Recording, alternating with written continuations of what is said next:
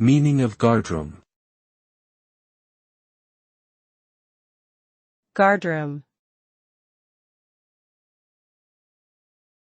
Guardroom. Guardroom. Guardroom.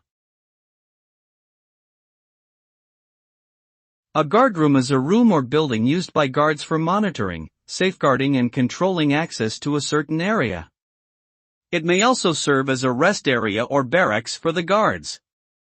The guardroom typically houses equipment such as radios, phones, monitors, and weapons to enable the guards to effectively perform their duties. In military settings, a guardroom could provide additional defense measures against intruders.